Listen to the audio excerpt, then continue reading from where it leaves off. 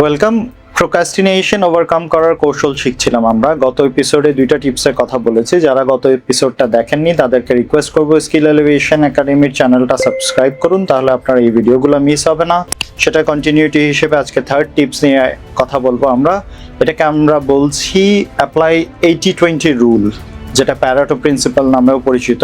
ইটালির মোট অ্যাসেট, মোট সম্পদের অলমোস্ট 80%ই 20% লোকের হাতে, বাকি 80% লোকজন বেশ দরিদ্রই বলা চলে। এই প্রিন্সিপাল বলছে যে আপনার অ্যাকচুয়ালি 80% রেজাল্ট আপনার 20% অ্যাক্টিভিটিজের মাধ্যমে আসে। আপনি 20% কাজ করে 80% রেজাল্ট প্রডিউস করেন। সো আপনাকে আপনার সমস্ত কাজের মধ্যে অলওয়েজ ফোকাস থাকতে হবে সেই 20% কাজের দিকে, যেগুলো 80% রেজাল্ট প্রডিউসার।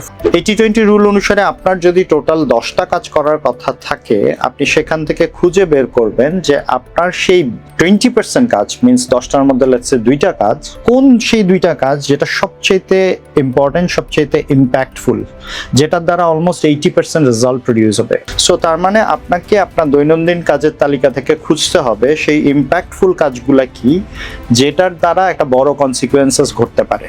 আপনাকে এই প্রশ্ন করতে জানতে হবে নিজেকে যে এই কাজটাকে আরো বেটার ওয়েতে, ফাস্টার ওয়েতে কিভাবে করা যায়, এফিশিয়েন্ট কিভাবে হওয়া যায় এই কাজের পিছনে। ইট tax almost around 17 to 18 minutes. In cases, some cases it can be even 50 minutes also. আপনাকে আবার সেই আগের কাজে ফুললি ফোকাসড হতে 17-18 মিনিট থেকে শুরু করে 50 মিনিট পর্যন্ত সময় লাগতে পারে।